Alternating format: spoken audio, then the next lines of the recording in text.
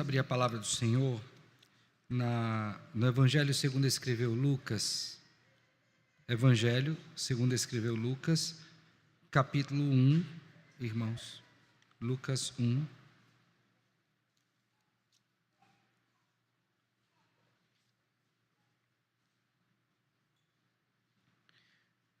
A porção é do verso 26 ao verso 38, mas eu quero que os irmãos atentem para os versos 34 e 35.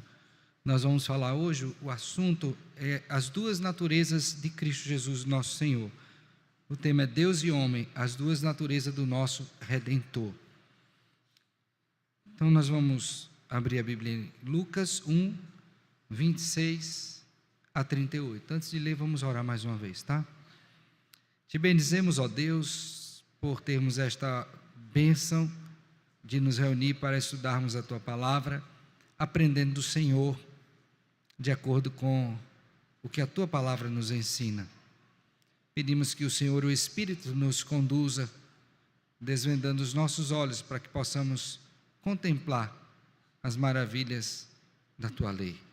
Faz isto, Senhor, toma-nos nas Tuas mãos, a começar em mim. Assim oramos em Cristo, Senhor e Salvador nosso, com gratidão e perdão dos nossos pecados. Amém. Amém. No 6º mês, foi o anjo Gabriel enviado da parte de Deus para uma cidade da Galiléia chamada Nazaré, a uma virgem desposada com um certo homem da casa de Davi, cujo nome era José. A virgem chamava-se Maria. E entrando o anjo aonde ela estava, disse: Alegra-te, muito favorecida, o Senhor é contigo. Ela, porém, ao ouvir esta palavra, perturbou-se muito e pôs-se a pensar no que significaria esta saudação. Mas o anjo lhe disse: Maria, não temas, porque achaste graça diante de Deus. Eis que conceberás e darás à luz um filho, a quem chamarás pelo nome de Jesus. Este será grande e será chamado Filho do Altíssimo. Deus, o Senhor, lhe dará o trono de Davi, seu pai. Ele reinará para sempre sobre a casa de Jacó, e o seu reinado não terá fim. Então disse Maria ao anjo: Como será isto? Pois não tenho relação com homem algum. Respondeu-lhe o anjo: Descerá sobre ti o Espírito Santo, e o poder do Altíssimo te envolverá com a sua sombra. Por isso também o ente santo que há de nascer será chamado Filho de Deus. E Isabel, tua parenta, igualmente concebeu um filho na sua velhice, sendo este já o 6º mês para aquela que diziam ser estéril. Porque para Deus não haverá impossíveis em todas as suas promessas.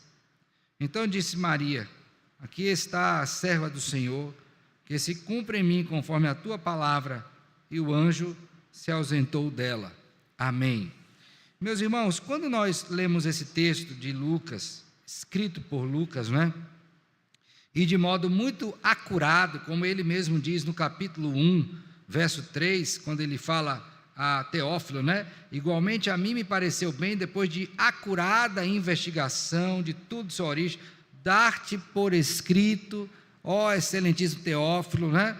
Uma versão, uma exposição em ordem. Então, tudo que ele está registrando aqui é exatamente fruto desse trabalho minucioso. E não é diferente no que diz respeito à concepção do nosso Redentor. De sorte que esse texto que nós acabamos de ler, de Lucas 1, 26 a 38, está recheado de informações que contemplam não somente a natureza divina do Senhor Jesus Cristo, mas também a sua natureza humana. E nesse sentido eu queria que você observasse alguns aspectos que apontam para isso, tá? Não vou citar todos, mas alguns aqui. Primeiro deles, irmãos, é que esta mulher, ela estava desposada, mas como temos na leitura desse texto com o texto de Mateus, esse desposamento implicava no fato de que ela não tinha tido ainda comunhão íntima com o seu esposo José. Então, diferente da sua prima Isabel, que teve comunhão íntima com Zacarias, e daí foi concebido João Batista, também por palavra do Senhor, com Cristo não se deu assim. Sua mãe, ela não coabitou com o seu pai, no caso, o pai de Davi, do Senhor Jesus Cristo, né, José, até que esta o quê? Concebesse, até que essa desse à luz, tá bom? Então, isso a Escritura nos diz de modo muito claro. Isso já aponta para o modo sobrenatural com que o Senhor Jesus Cristo veio ao mundo. Verso número 31 temos: eis que conceberás e darás à luz um filho, a quem porás o nome de Jesus. E aqui outra coisa importante também, é que o nome Jesus significa o quê? O que é que ele significa, irmãos? É o quê? Salvador, não é? Salvador. Então, isso já diz também que aquela promessa que foi anunciada em Gênesis 3,15 estava sendo cumprida aqui neste, que viria da mulher, a semente da mulher, que pisaria e esmagaria a cabeça da serpente, mas que seria ferida onde? No calcanhar, a promessa de Deus sendo cumprida. Mas não é somente isso. No verso 32, você tem agora aqui pontos que são evidenciados, que atrelam a divindade do Senhor Jesus Cristo. Veja que diz assim, ó: este será grande, e a expressão usada por Lucas aqui não é grande quando você toma em consideração uma pessoa baixinha e uma alta, é grande no sentido de ser o maior de todos, acima de todos, ok? Segunda coisa que ele coloca é que ele será chamado o quê? Filho do Altíssimo, que é uma designação, inclusive, veterotestamentária, apontando exatamente para a divindade do Filho.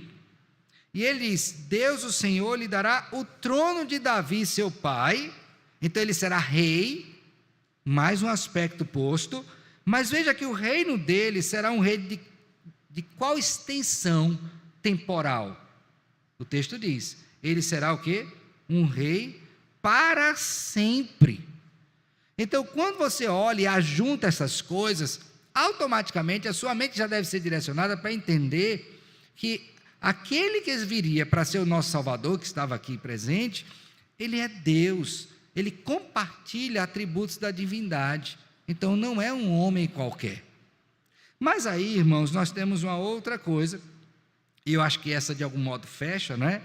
É que, tendo Maria dito que como é que seria isso, se ela não teve relação com homem algum, está no verso número 34, eu já falei inclusive sobre esse texto na semana passada, é dito que o Espírito Santo desceria sobre ela, o poder do Altíssimo a envolveria, não é? Com a sua sombra, e aí o ente santo que há de nascer seria chamado o quê? Filho de Deus. Então, logo nesse primeiro aqui momento, você já tem questões relacionadas à divindade do Senhor Jesus Cristo. Mas aí, irmãos, quando você vai na sequência do texto, ainda do capítulo 1, que o Senhor Jesus Cristo nasce, ele é apresentado, ele é circuncidado, não é? Veja aí, por favor, após o capítulo 2, que é quando o Senhor Jesus Cristo nasce, chega ao verso número 21, ele é apresentado para ser circuncidado, depois ele é tomado nos braços por Simeão, depois a profetisa Ana o vê, depois ele está no meio dos doutores, e tudo isso mostra a sua perfeita humanidade. Ele é gente como a gente. Quando circuncidou, sangrou, como nós sangraríamos. Quando fala do crescimento dele, e por favor, eu quero que você observe aí, verso número 39 e 40 do capítulo 2, observe o que é dito, ó: cumpridas todas as ordenanças segundo a lei do Senhor, voltaram para a Galiléia, para a cidade de Nazaré, crescia o menino e se fortalecia, enchente de sabedoria, e a graça de Deus estava com quem? Com ele.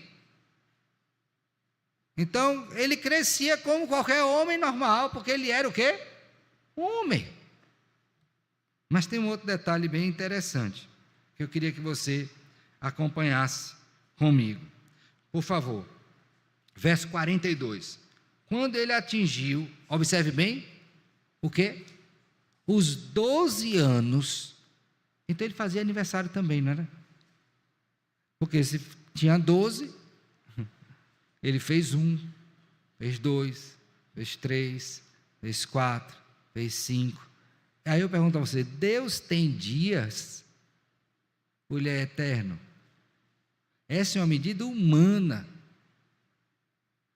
E aí, para finalizar, veja o verso número 52.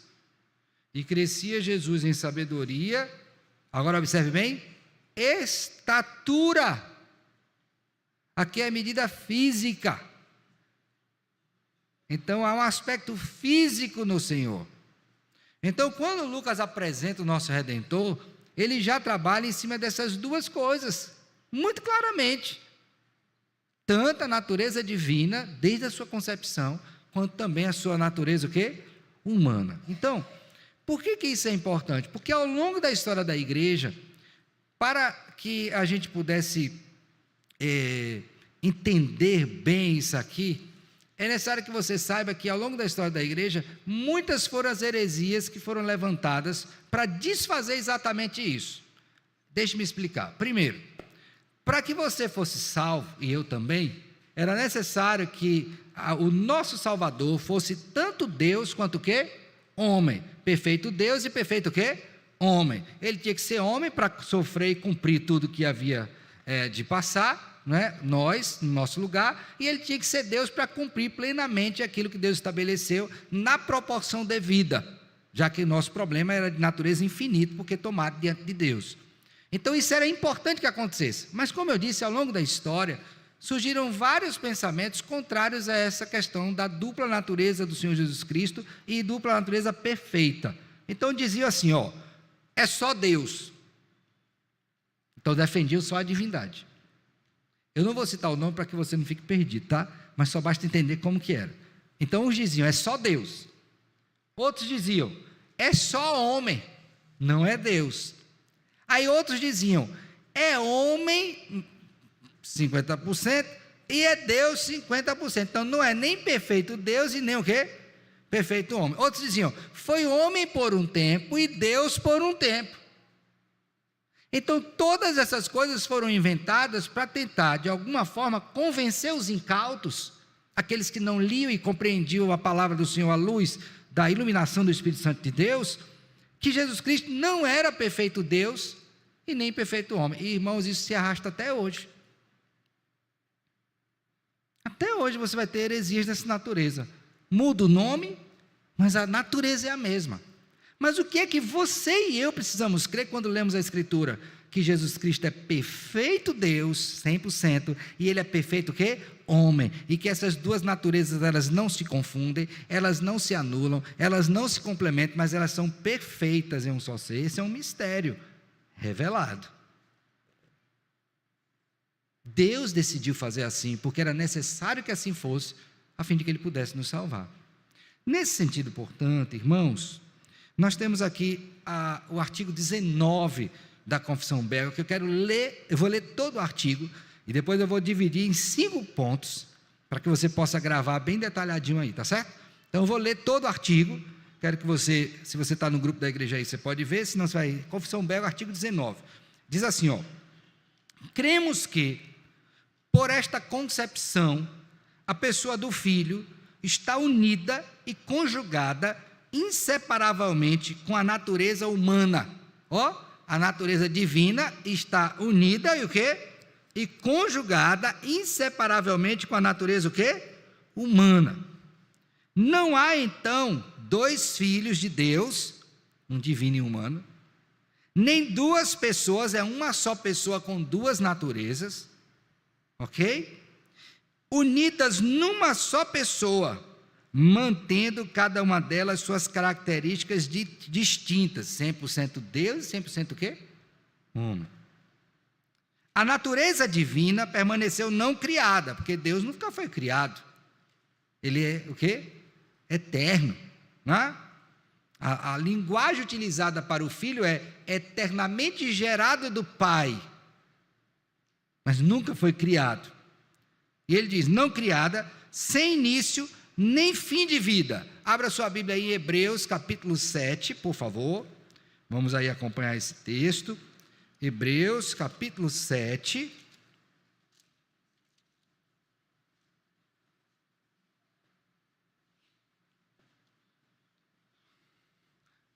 Lembrando que Melquisedeque é um tipo de Cristo, lá do Antigo Testamento, né?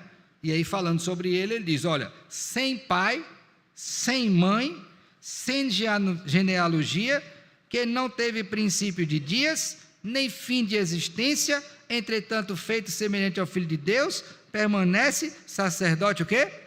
Perpetuamente. É Deus nesta condição. Aí prossegue o texto: preenchendo céu e terra. Do mesmo modo, a natureza humana não perdeu suas características. Então, quando Cristo encarnou, ele não perdeu as características divinas e nem perdeu também o quê? As humanas. Por exemplo, Cristo teve sede? Sim ou não? Ele teve fome? Ele sentiu dor? Ele chorou? Tudo isso. Aí eu pergunto: você tem sede? Você chora? Tem fome? Sente dor? Isso é próprio de quê? Uma natureza humana. Você tem espírito? Tem corpo? Também. Ele era um perfeito homem, assim como era perfeito o quê? Deus. Agora observe. E ainda que por meio da sua ressurreição, Cristo tenha concedido imortalidade à sua natureza humana, ele não transformou a realidade da mesma. Preste atenção nisso aqui, ó. Quando Cristo ressuscitou, a sua natureza humana se tornou o quê? Imortal. Tanto é que ele está agora lá, diante do Pai, ressurreto, corpo glorificado. Mas a natureza não deixou de ser humana. Exemplo, quando ele ressuscitou, que os discípulos estavam pescando, ele estava na beira ali, não foi? Aí ele preparou um peixinho para os discípulos comerem. E ele perguntou: tem alguma coisa para comer? Não tem. Aí preparou o peixe, lembra? E ele o quê? Comeu o peixe. Quando Tomé duvidava de Cristo, ele disse: não seja incrédulo, mas crente. Tem dúvida? Pegue.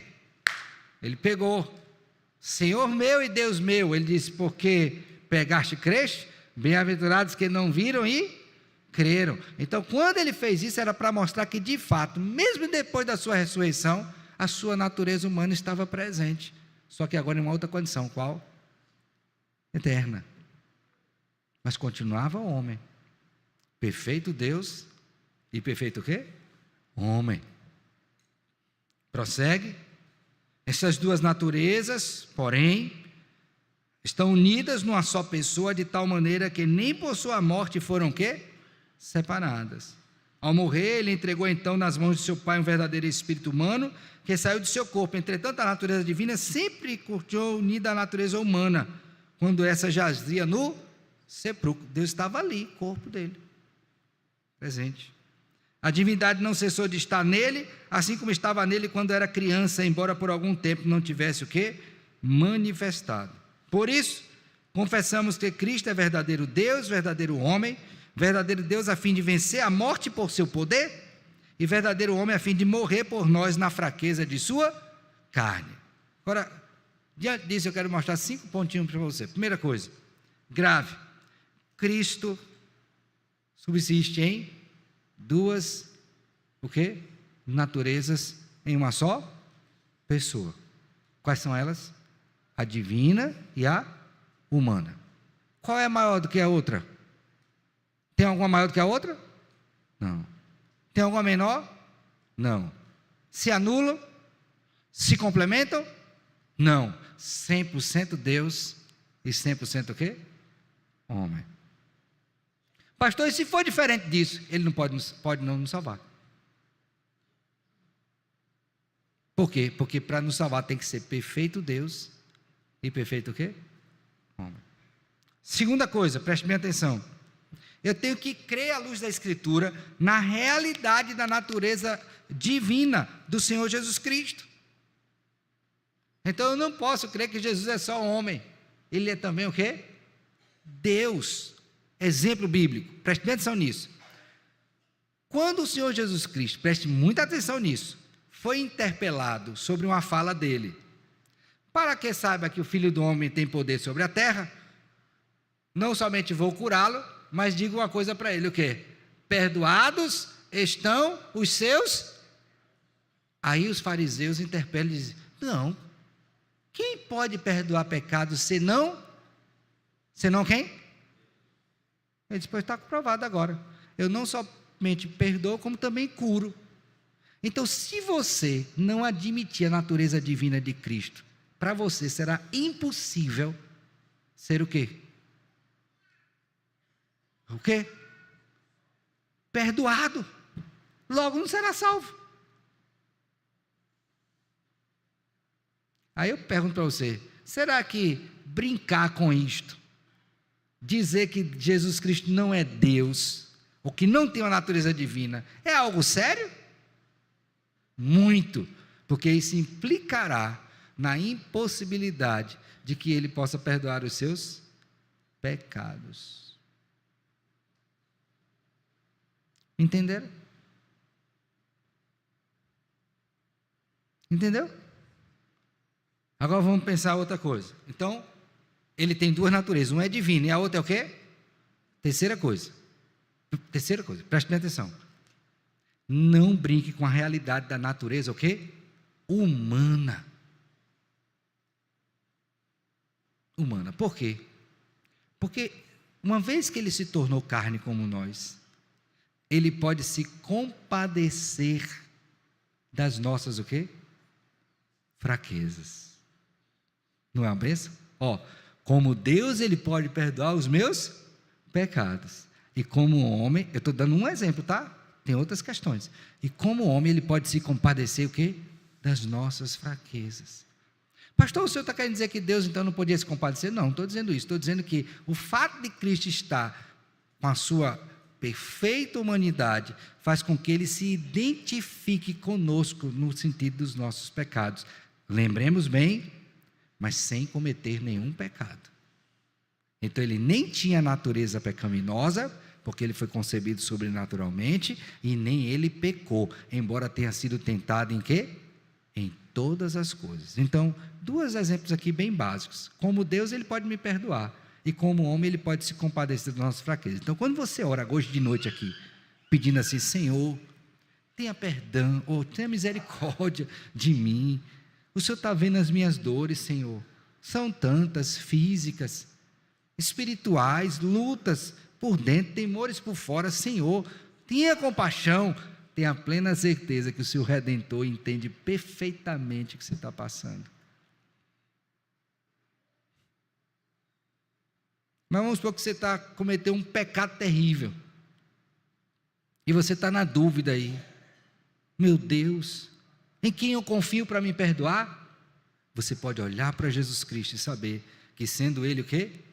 Deus, Ele tem poder para perdoar os seus pecados. Ficou claro? Aí mais uma vez eu pergunto para você, é importante saber que o Senhor Jesus Cristo é tanto Deus quanto homem? Com toda certeza.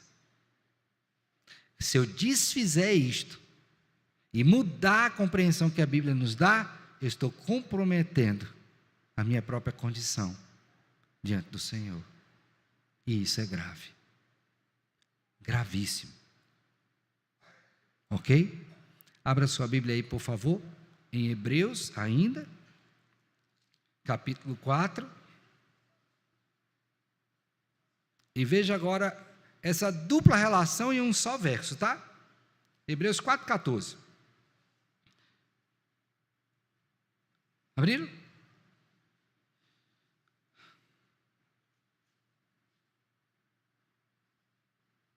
Tendo, pois, a Jesus, o Filho de Deus, divindade, como grande sumo sacerdote que penetrou os céus, amém? Conservemos firmes a nossa confissão, porque não temos sumo sacerdote que não possa o quê? Compadecer-se das nossas fraquezas. Então veja, o mesmo Deus que é divino é o mesmo que é humano, compadece das nossas fraquezas. E ele diz, foi ele tentado, antes foi ele tentado em todas as coisas, a nossa semelhança, mas sem pecado. Acheguemos-nos, portanto, então grife bem, por que eu posso conclusivamente me achegar diante de Deus e confiar? Porque eu tenho um sumo sacerdote, que é tanto Deus quanto o homem. Ele tem acesso a Deus e Ele conhece as minhas fraquezas. Ficou claro? Então você não pode negociar essa doutrina. Está claro? Por exemplo, no dia de hoje, os testemunhos de Jeová, que são uma seita, admitem que Cristo não é Deus. Automaticamente isso já compromete o quê? Exatamente o que eu estou falando para vocês. Então é importante que você considere isso. A outra questão que eu quero que você guarde e leve no coração é que essas duas naturezas, elas estão presentes no Senhor Jesus Cristo, tanto na sua vida e morte, quanto também na sua ressurreição. Então não teve um só momento em que ele não deixasse de ser Deus e homem, em todo o tempo. E finalmente, qual é a nossa confissão? Aí eu queria que você agora atentasse para a parte final da confissão, diz assim, ó, por isso, está vendo aí? Ó, é a lição que a gente vai levar para casa. Por isso, confessamos que Cristo é Deus verdadeiro e verdadeiro homem. Grave isso aqui, bote, imprima aí na sua mente e no seu coração. Por isso, confessamos que Cristo é verdadeiro Deus e verdadeiro homem. Verdadeiro Deus a fim de vencer a morte por seu poder. Quem pode vencer a morte senão Deus? Ó, eu já falei do perdão, agora ele já traz uma outra coisa, qual é? Vitória sobre a morte. Me diga uma coisa, algum homem já venceu a morte? Ele pode ter escapado da morte, mas vencer não, morreu, morreu. Os únicos casos que a gente tem de ressurreição foi quando Deus operou a ressurreição, registrado na Escritura. Pode ser que na história tenha acontecido outro, não sei. Mas só se Deus ressuscitou. Mas se o homem vencer a morte, impossível. Então, quando eu creio que Jesus Cristo é Deus, eu estou dizendo, Ele é o único capaz de vencer o quê? A morte. 1 Coríntios 15. Onde está a morte, a tua vitória?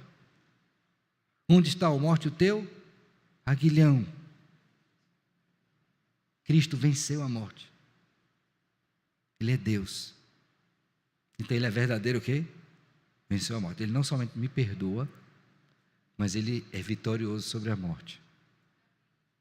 Segunda coisa, você levar no seu coração, para toda a vida, é que Ele não somente é verdadeiro Deus que vence a morte, mas Ele é verdadeiro homem, a fim de morrer por nós na fraqueza de sua carne. Você concebe um Deus que morre por você? Pois Ele morreu.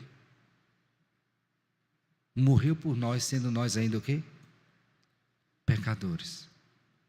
E Deus mostrou esse mistério maravilhoso. O apóstolo Paulo chamou isso de mistério, né? A revelação de Cristo. Escrevendo tanto aos Colossenses quanto aos Efésios, né? Esse mistério. Ele revelou esse mistério. Cristo. Para que nós pudéssemos ser salvos. Verdadeiro Deus tem poder para nos perdoar e nos livrar da morte.